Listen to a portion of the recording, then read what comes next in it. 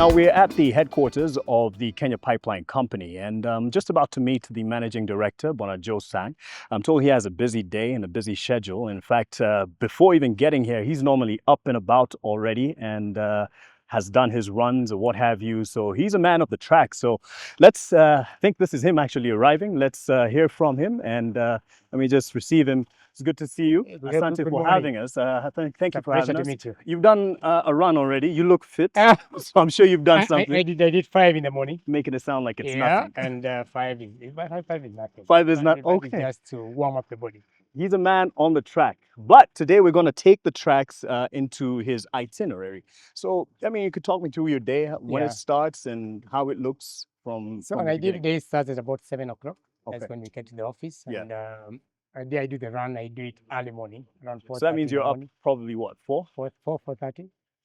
That saying is No wonder you're looking huh? all. Yes, yes, yes. You've already started building the nation. Yeah, so we try to do it 3 days a week. Yeah. And what a nice day is that day when you can, Yeah. Nairobi is silent. Yeah. Nobody's awake. And that's, I say, the blissful time. Yes. To start a day. And I'm sure you even are processing things while on the run, whether it's a 5 clicks or 20 clicks, and you're already thinking about your day. That's a good question. I always tell people when we're doing the run, for me, most of the best ideas, even for my own personal things I've done, is when I'm running. When you're running. When I'm doing 21 and the kilometer 10, that's when fresh ideas comes in. So I'm sure you don't have a pacemaker, and I'll try to pace you as we continue walking because he's fast already. Yeah. But it seems like you're very alone in the walk, but in your capacity as a managing director of Kenya Pipeline Company, there's a lot of decisions that you make that affect a lot of the people here. Absolutely. Within the company as well as the Kenya nation as a whole. So, but without asking what Kenya Pipeline does, I'd want to ask a different question of what you have heard people think about your mandate that is not quite on spot, like what KPC is not. So we know what you do, at least it's out there and you can even see behind us what we have there, the pipeline and whatnot. But there is some confusion sometimes and people don't quite understand your mandate. Question. So allow me to start with what Kenyans know. In terms of what we do. So we are the security of supply of petroleum products, both in Kenya and the region. Yes. You'll be shocked, probably Kenyans don't know in terms of quantum, but last financial year, ending June 2025, we did close to about 10 billion liters of petroleum products across our installation. We ran 1,342 kilometers of pipeline. Your infrastructure. Right. We have over 1 billion liters of storage capacity. The bulk of it is in Mombasa. We have it in JKI for our planes. Here in Nairobi behind us. These tanks estimate is about 230 million storage. We also have it in Nakuru, Eldoret and Kisumu. And in Kisumu, we have a jetty that we are using the natural resource, which is the lake, to transport product to our neighboring country of Uganda. So you see, that is what we do. So someone hears that and like when the reviews of the price of the pump come in, they probably call you and like, yes, absolutely. So now what the misconception that we've had over time is does Kenya Pipeline control the prices? Yes. And the answer is no. So basically we are basically a midstream player. So we have the Energy and Petroleum Authority, so that's EPRA, that does the regulation of pricing. That's why they published every 14th day of the month. We have the ministry that does the policy. And basically, we are like a bank. We transport, store, and handle petroleum products on behalf of the oil industry. Right. And today, we have close to about 130 oil marketers in the country. And there's also the works that not many people know about, and that is the fiber optic. And also, so that's on the petroleum side. Yeah. As I said, we're like a bank, we are a trust. True. So we hold it on behalf of the industry. Right. We've diversified the business, and along our pipeline, we've played the fiber optic. Okay. Yeah, we call it the dark fiber. And it's also giving us some revenue stream. Initially, it's called the dark fiber, but now we're in the process of commercializing it. In terms of what it means is you are putting in active equipment in it to then be able to light it and even get more more customers, the telcos mainly, Mm-hmm. to be able to take it the last mile, which is the end consumer. Okay. That is going to be big for us in terms of into the future. Yes. So the other thing probably which Kenyans need to know about the Kenya pipeline is our CSR arm. We do support students who are enabled differently. Okay. A boy Okay. and a girl to go through school. Across the country. Across the country. So we sponsor 94 students. Okay. 47 boys and 47 girls. This is something we've done it for the last 8 years. And in total, we've supported close to about 800 students to go through school. So you're shaping. So we are paying their school fees. Yeah. We are paying for their upkeep in school. We do shopping for them, uniforms, etc., etc. And the beauty about it is we partnered with the National Councils of Disabilities to be able to help us in terms of selection process. Wow. So and I'll tell you, we touch each and every part of our republic.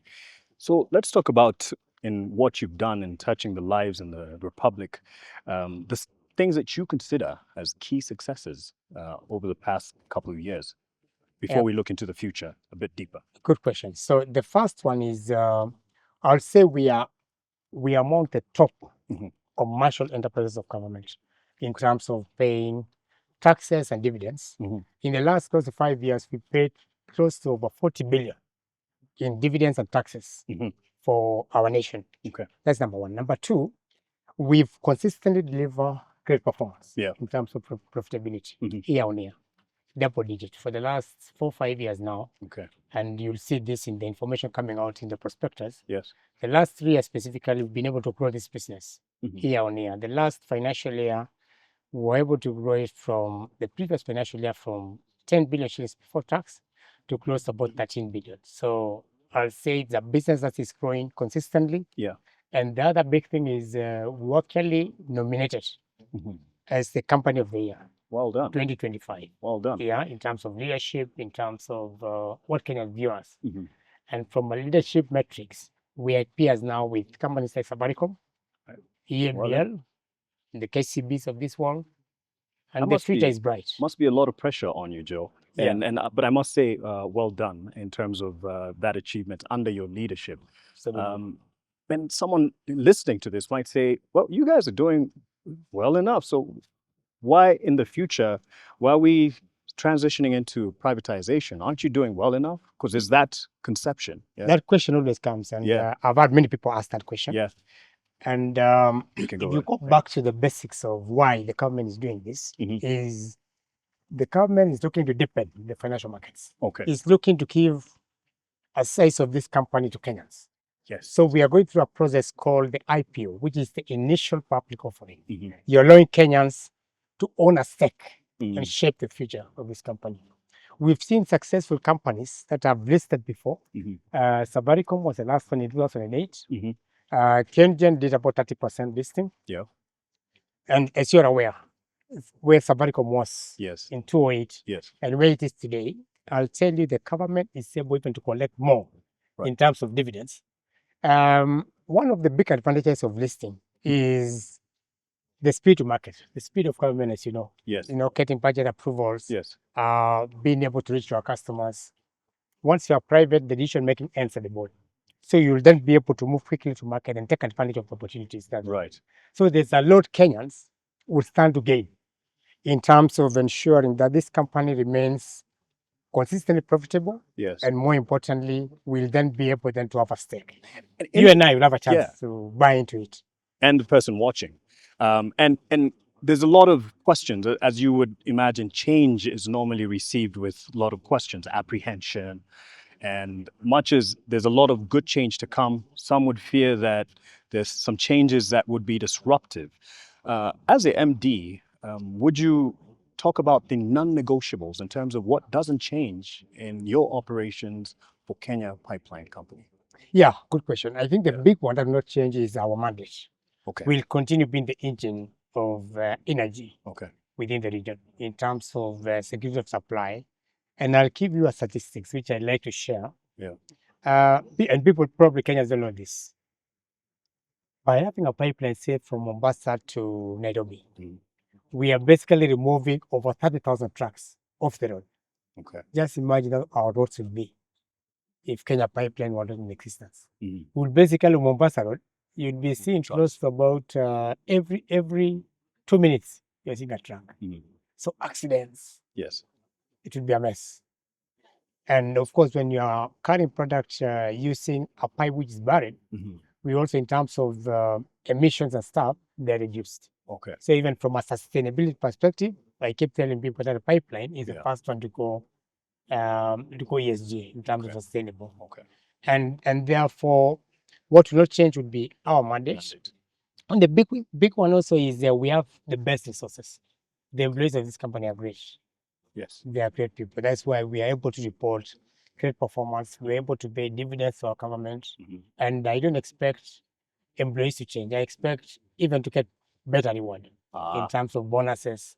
We don't have to rely on. Sounds good. Like the- music to the ear. Yes, if you look at companies like EMBL, for instance, Yeah. where I was in my early careers, we used to take home some good bonuses every year. So I do expect the employees of this company then, based on performance, Mhm. to be able to make lots of bonuses and plan for it, Good. subject to performance. So there's So- a lot Yeah. that employees and Kenyans will be able to gain Okay. by this company being listed. Can we talk about, because I'd want us to end with what is almost immediate in terms of the transition, and I'll give you an opportunity to speak to that, but what you are seeing and what you would want to leave for the next 5 years is, strong legacy points, and what will be top of mind when someone hears Kenya Pipeline. I think for me, the first one really is about being able to successfully Yeah. transition this company from a public sector entity Mhm. to a private sector. Yeah. Being that CEO, the captain who is there at that time. Yeah. So for me, that's a big one. In the next 5 years, I see this company being very successful business in terms of diversification.